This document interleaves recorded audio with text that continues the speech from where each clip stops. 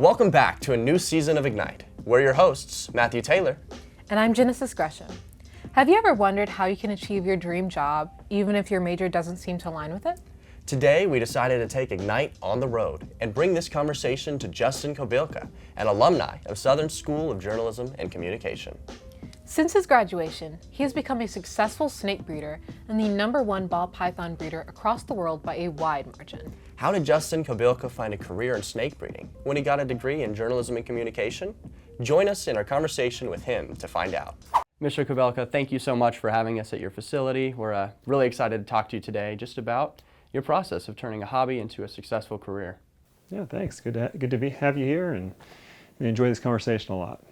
Yeah, so what initially drew you into, getting into breeding snakes and just having this as a hobby before it even turned into a career? For me, I was always just very enthusiastic about reptiles since I was a kid. I still remember the very first snake I saw in the wild, and it terrified me and excited me, and I was like, that feeling of seeing something in nature, that discovery was so huge.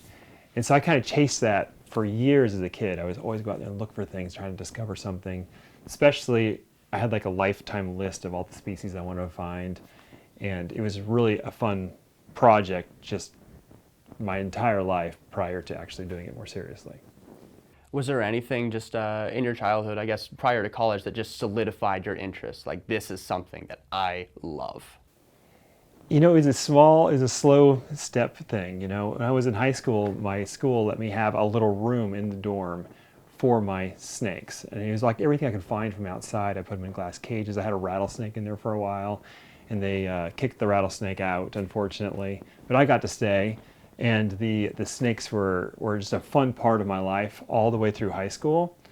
And then in college, I started to see maybe there was potential that you could actually create a living off of it, and I started pursuing that a little bit when I was there at Southern.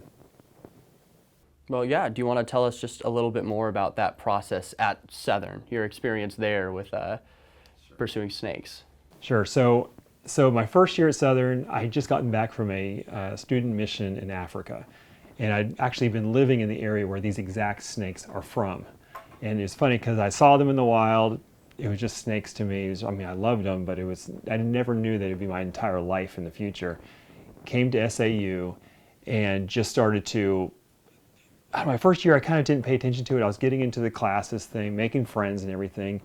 And then my second year, my sophomore year, I got a roommate and said, "Hey Justin, I want to get a snake as a pet here in our room." And that was allowed. You could have one snake as a pet at least back then. So we went to the pet shop there in Chattanooga. We found a pet shop, and he bought a carpet python, which is an Australian species. And we got it for him, and about a month in, he stopped caring about the snake. But for me, it reignited my love for hey, I've forgotten about this. I've been in missions for a year. I've been at Southern for a year, and snakes are really cool. And I remembered again how much I loved them. And so the snakes in the dorm there turned from one that was my roommate's to about 5 or so. I went and bought some from a guy in Texas, and then I was like, I want to breed these. It'd be really cool to actually hatch some snakes here at Southern. And a year later, I'd gone through this process of pairing them and feeding them right and trying to get the right temperatures in my room, throwing the thermostat up and on, off and on, and up and down. And eventually we got a clutch of eggs, and I hatched my first snakes there in my dorm room at Southern. In the dorm? Yes. Wow. It was actually in the bathroom. We had a little incubator on the floor, and I still have photos. I'll give them to you here of the first heads popping out of the eggs, and it was so cool, so exciting. Wow. What steps after that kind of became your thing at Southern did you take to make it into a professional career? Well, it's a winding journey, right? So my collection there had gone from 5 snakes to 15 overnight because of all the ones that had hatched. And I just had so much fun with it. I started to, I kept a few of those, and I was able to sell a few of those back to the pet store, just for a few bucks. And it wasn't the idea of making it my career at that point at all. It was just a hobby. I really enjoyed this. It was really, really neat to create something. And I'd never really had that aspect of it before. So I think my collection there in the dorm got up to like 25, 30 Wow. snakes or so, and they were like under my bed, in the bathroom, and we throw a towel over them or a blanket over them whenever the dean would inspect the rooms, or whatever, the RA would inspect the rooms. And so we went, I say my roommate and I, but it's mostly me, but we went almost a year and a half, 2 years without being caught. And then one day, I don't even remember what happened, but one day I get the letter, Justin, the snakes have to go, or you have to go, but you can't be in the dorm with all these snakes. Really nice about it, honestly, considering it. I'm sure it's quite a shock. 25 snakes. It's a lot of snakes, and for people who, the average person, that's pretty surprising. So the next thing I was trying to figure out what I was going to do. I love my snakes, but I couldn't leave the dorm. So I was preparing to somehow get rid of them. It probably would have been the end of my hobby at that point. But there was a professor there in the biology department that said, "Hey, Justin, we heard about your snakes." I'm sure the news went like wildfire through the staff, right? The weirdo in the dorm with the snakes. And the professor reached out to me and said, "Justin, I heard about your snakes. I think it's kind of cool what you're doing. Do you want to move them into the biology department and just keep doing what you're doing with them?" Wow. I thought, well, that's a perfect opportunity, and it would be amazing. And I said, absolutely. And he said, well, the only thing we require is that for our classes, we can use them to show the students for some of our classes if needed. That way they have a serve a purpose at the school. I was like, absolutely. So they gave me one of the back rooms there. They have a couple animal rooms they did at the time in the back of the biology department there, where they were kind of set up for rodent breeding and that sort of thing. So I moved into a little tiny room in the back. They gave me key card access 24 hours to the building, to that room, so I could get in there and take care of them. And I bred all of the rodents for the biology department there for a while. It's just as a thank you. And as a bonus, I got to feed my own snakes some rodents. Fair enough. So the perk worked out perfectly. And that continued my hobby where it probably would have died right there. But Right. the school, reached out and was willing to give me something that was well outside of what was required, what I'd paid for it for my education. And that continued this thing that's become my career. It was pretty wild. So what were the first steps of kind of building a career, a business off of these ideas? Well, it's slow going because at that point I hatched my first clutch of ball pythons, which became the thing that we breed internationally now. In the biology department, we hatched them right there, and they were just regular standard ball pythons. But it was around that time that I started doing some research, of course, and I was constantly living this world of snakes and trying to learn more about them. There was a couple of guys who were starting to breed these, and they had found some really unique mutations of ball pythons that came out of Africa, which, mutations are just basically the part of the genome has changed naturally in the wild, mutated, and so the animal now looks different than it would, typically in the wild. When those were found, ball pythons are such wonderful pets that everybody was like, wow, this is a really cool chance to get a good pet that doesn't look that fancy, I guess, and make them look really, really cool. And everybody knew there's a lot of commercial value in these snakes. So the first mutations that came out of Africa sold for $50,000, $100,000 for individual animals out of Africa. And when I heard those numbers, I thought, somebody can make money doing what I love. Why shouldn't it be me? I love this. And I just dreamed about it. And so my junior and senior year there at Southern, everything I did was for snakes. Of course, I was there in the same department you guys are, the School of Journalism and Communications. And that was my major, and my minor was public relations. And every class I took was ball pythons. Every paper I could write on ball pythons, I wrote about ball pythons. The website I did, for a website development class, I did about ball pythons and everything. And I just basically turned all my classes into my passion as much as I could. And I gave speeches, for speech classes, we were talking about ball pythons. It was just everything. It was just fully consumed me for that time. But I was using what I was learning to kind of figure out how I could turn it into a business, how I could become more professional at the thing that I enjoyed. And so it's really cool. I would love to encourage students to use their classes to personalize it, right? Not just do exactly what the teacher says is great, but if you can make it into something you care about, you're going to learn so much faster, so much better, right? And make it practical for yourself. So let's see. So after I left Southern, I graduated in 2005. I went and worked for my uncle. It was hard to find a job right away, but I was managing his practice, and it was a cosmetic surgery practice. So I learned all kinds of skills about how to sell essentially elective surgeries, which are expensive products, to people, right? And talk about how to create a good culture, how to sell, how to do good marketing and make things look desirable. If you want to make something hard look desirable, snakes is the thing to get into. It's really hard to sell a snake to somebody who does not like snakes, right? So it's a really cool product to really hone your skills on. And I did that for about 5 years with my uncle while doing the snakes on the side. And basically all my free time was spent in my hobby, growing a business while I was going to work every day. After the 5 years, I just quit my job, and the rest is history with the snakes. Wow. What would you suggest, especially since with your hobby, you turned it into an amazing business, what would you suggest for students who have a hobby that they're passionate about, who are considering turning it into a professional career? Right. It's so easy to think the thing I enjoy will never make money, right? And snakes would be the epitome of that, honestly, because they're just so few people like them, right? But the amazing thing about the current modern world and the internet is that you can connect with a niche amount of people, a niche group of people all over the world. So if you like something that's very unique, it's very strange, that's honestly better than liking something that is everybody already likes. So people already have market share locked down. Big companies and corporations are feeding into that thing. Having something that's really unique, like underwater basket weaving or snake mutations or something like that, can really position you, if you take it very seriously, to be the leader in that thing, right? And then the internet lets you connect with all the other weirdos in the world who like that exactly the same thing, right? And then suddenly you have a wonderful little business that is plenty big when you conglomerate all the people in the world who happen to be just like you. So I'm curious, as your career started to flourish, what were a few milestones or proud achievements in your process? It's been a slow walk, but it's 20 years now since I bred my first ball python to now. But we've moved from really barely starting to being far and away the #1 in the world for this particular segment.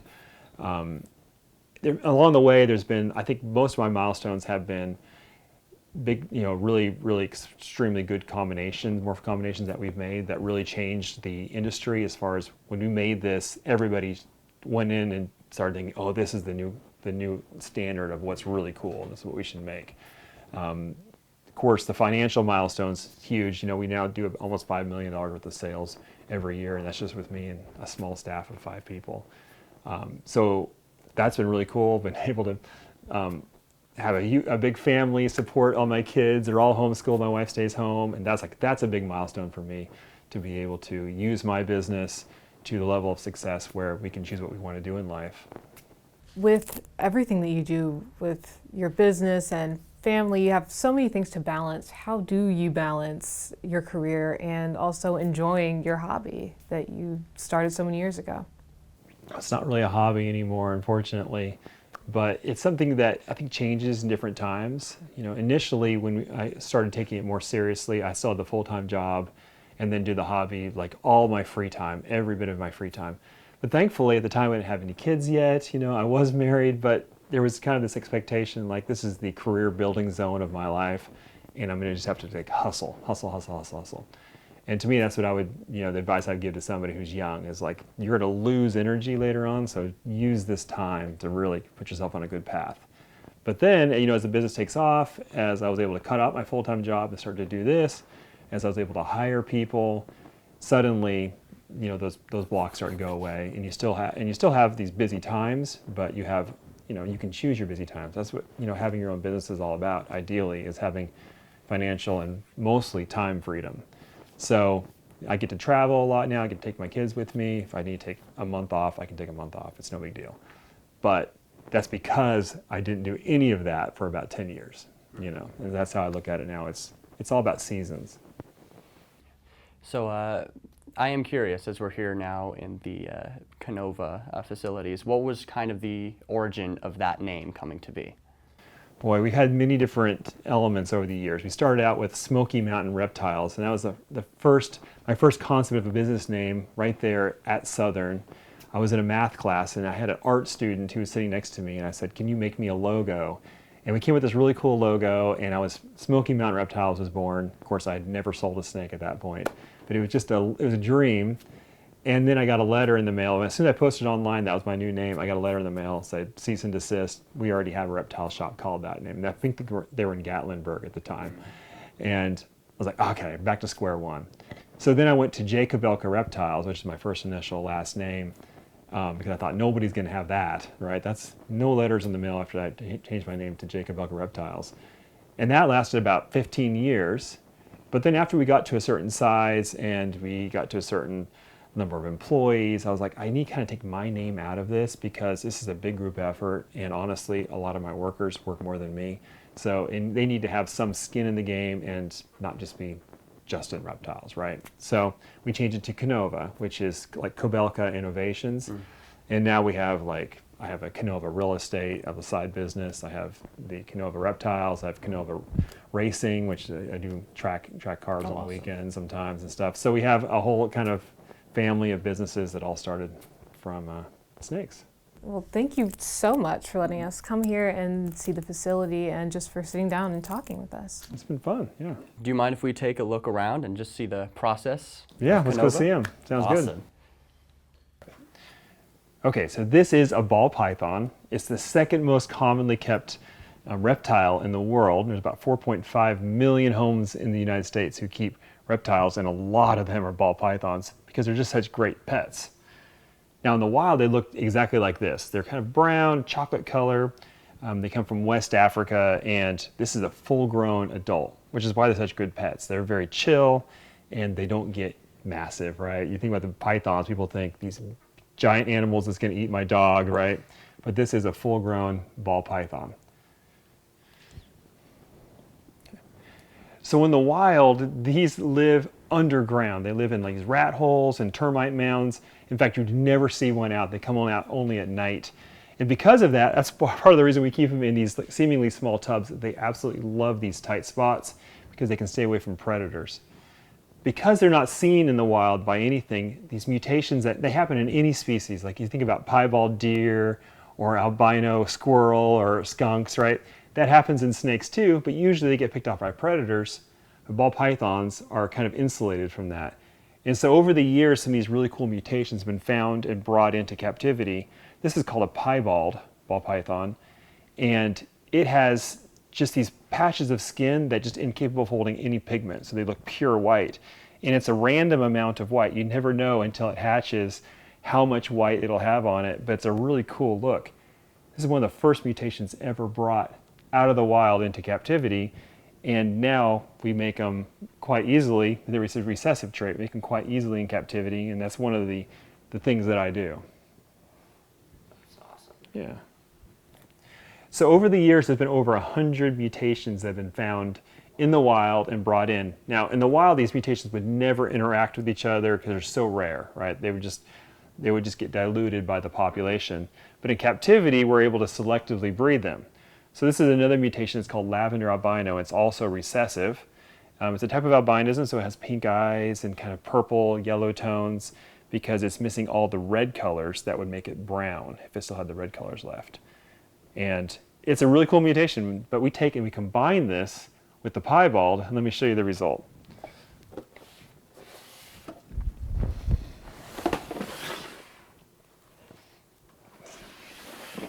So this is what we call a dreamsicle. So it's a lavender albino piebald, and we've given it a unique name to kind of a marketing name in the end. But you see, you have the lavender albino, the yellow spots, the pink eyes, but then the white patches from the pied, and it creates a really cool look.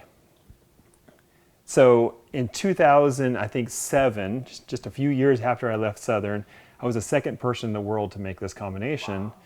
And the first one I made sold for $65,000. Wow. So that was a good proof of concept, hey, this could be a business. This is pretty cool. And it's such a special moment when one of these crawls out of the egg because it was approximately almost 6 years of work to start with the original mutations and combine them into this, The dreamsicle, you said. the dreamsicle. Dreamsicle. Yeah, because it looks like a creamsicle kind of. Yeah. Yeah. Just kind of do the same way to Yeah. support their weight. They're heavier than you think in a way. Wow. What do you think, Genesis? You want to try holding it? Sure. Do I just like Yeah. Just put your hand support its there. weight right there. It'll sniff around, Oh, but it's not okay. going There it to is. do anything. Oh, it's so pretty. So literally that one laid eggs 2 days ago. Wow. It was like twice as heavy. It lose half their body weight when they lay. Okay, so when they lay their eggs, they lay about 7 eggs per clutch, and we put them in the incubator here. It's about 60 it's about 60 days, 89 degrees, and it's almost exactly to the day. But if you move it up 1 degree, it'll be a few days less. 2 degrees, a few days less. But you can't do like 400 degrees for 20 minutes. No, that doesn't work. So. It's not a microwave. No, but we have a few hatching right here that are really, really pretty, and it's a cool way of just seeing that little moment of creation where you see a little baby hatching for the very first time. So this one has that piebald gene that we were talking about, plus orange dream, yellow belly, and enchi. These are 3 other incomplete dominant genes. So it gives it a really, really bright look. They can have little smiley faces on them like that. In fact, we were on Good Morning America and a bunch of shows a few years ago from a smiley face piebald like this. Yeah, and Joe Rogan. We're on a lot of cool stuff from some of these combos. These are lavender albinos. We see the white markings with the little pink outlines. Once they stick their heads out, it takes them about 48 hours to actually leave the egg. And during this time, they're just breathing and getting their bearings, and they'll just stay in here until they're ready to come out. So as we've been looking around, there's a lot of different letters and numbers on the bins that we might not fully understand. Do you mind telling us a little bit about the organization and business side of the facility? Sure. So every animal has extensive lineage that goes all the way back to, way back when I first started this. In fact, you could trace it all the way back to some of the animals I had there at Southern. And because of that, every animal has a unique identification, right? Extensive lineage. We built a software for it. We genetically shed test them now and send it off to labs to get the exact genetics of animals. It's come a long ways, and the cool thing is when you start early in industry, which I think you do when you start a hobby sometimes, is you get to really grow with the industry and be the leader in it, which is awesome. Yeah. But for us, we have our own language, of course, all these different mutation names, which is very unique. And so sometimes you look at the front of a tub and it looks like some weird, crazy code, right? But there's over 10 to 20,000 different individual mutations now, or individual combinations of these mutations, because it's really infinite. The 100 mutations can be infinitely combined, so 100 to 100 power that's how many mutations we can make, right? And so honestly, 20 years in, I think we're honestly just getting started, and it's really exciting that we can do so much from here, and they just keep getting more and more crazy looking, more and more different than the wild, and more fun. Wow. And just for reference, where was it when you kind of started? So when we first started, there was I think 5 mutations total. Wow. And no combinations. Nobody had started to combine them yet at all. And that was kind of the unique thing I brought into the industry, is everybody was just trying to make more of these mutations. And I brought in and said, that's cool, that's a good way to make money, but what if we started combining them and seeing what they make when you stack them? And I got a really good early start on that. Other people did as well, but I just went with it from the very beginning, and that's where I have made my mark in this business. Wow, just thank you so much for letting us come here and for being so accommodating to us and just showing us how you turned such a fun, interesting hobby into an amazing career. And Thanks. Thank you. Good meeting you guys. You as well. Appreciate it.